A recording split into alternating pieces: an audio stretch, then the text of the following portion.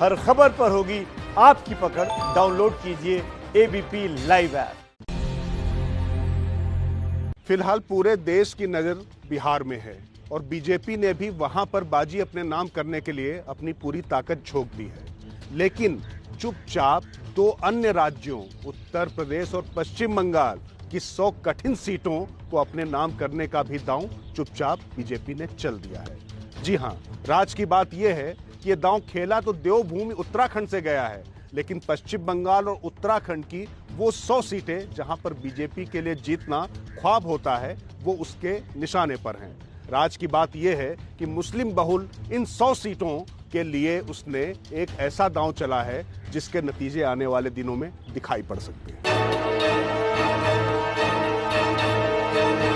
3 तलाक के खिलाफ चेहरा बन चुकी सायरा बानो को उत्तराखंड महिला आयोग का उपाध्यक्ष बनाकर बीजेपी ने इन दो बड़े राज्यों की मुस्लिम बहुल सीटों में सेंध लगाने का यह दांव चला है। मजे की बात यह है कि जिस समय सायरा बानो को महिला आयोग का उपाध्यक्ष घोषित किया गया तो उत्तराखंड के नेताओं में भी हैरानी थी, क्योंकि यह पद भरना तो उत्तराखंड सरकार को था, लेकिन आला कमान की तरफ से ये नाम दिया गया और राज्य सरकार को सिर्फ घोषणा की औपचारिकता ही करनी थी।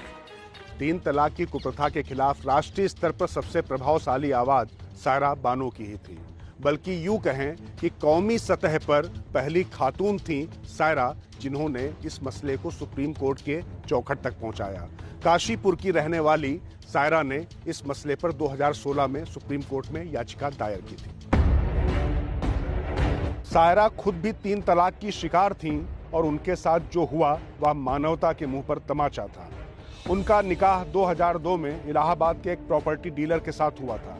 तमाम शोषण और जलालत सहने के बावजूद उनको टेलीग्राम के जरिए तलाक दिया गया। जब वह इस अन्याय के खिलाफ मुफ्ती के पास गई तो उसने इस तलाक को जायज ठहरा दिया। इसके बाद सायरा ने सुप्रीम कोर्ट में इस कुप्रथा को चुनौती दी। साथ ही विभिन्न फोरमों पर भी वह 3 तलाक के खिलाफ सबसे मुखर आवाज रही। महिला सम्मान के लिए केंद्र की मोदी सरकार ने 3 तलाक के खिलाफ जब संसद से कानून पारित किया तो सायरा मुस्लिम महिलाओं के बीच एक मिसाल की तरह सामने आई। सायरा बानो को बीजेपी ने पहले पार्टी में शामिल किया और पार्टी में शामिल करने के दूसरे ही दिन उन्हें उत्तराखंड महिला आयोग का उपाध्यक्ष बना दिया और उन्हें ये जिम्मेदारी देते वक्त उत्तराखंड के मुख्यमंत्री त्रिवेंद्र सिंह रावत ने 3 तलाक के खिलाफ उनकी लड़ाई का विशेष तौर पर उल्लेख भी किया। सूत्रों के मुताबिक बीजेपी नेतृत्व के निशाने पर 2 बड़े राज्य उत्तर प्रदेश और पश्चिम बंगाल की 103 सीटें हैं।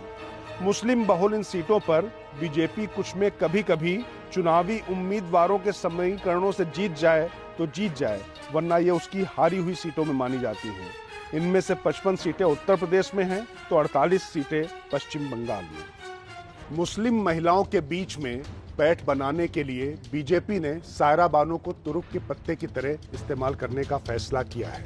बीजेपी के रणनीतिकारों को लगता है कि जिस तरीके से मोदी सरकार ने 3 तलाक और हलाला जैसी कुप्रथा को समाप्त किया है, उससे मुस्लिम महिलाओं के मन में एक सॉफ्ट कॉर्नर तो पैदा हुआ है, लेकिन उसे वोट में तब्दील करने के लिए सायरा बानो जैसी मुखर आवाज की जरूरत होगी। इसीलिए इन दोनों राज्यों में सायरा न सिर्फ स्टार प्रचारक होंगी, बल्कि मुस्लिम महिलाओं से तमाम मंचों के माध्यम से गुफ्तगू के रास्ते तलाशे जाएंगे।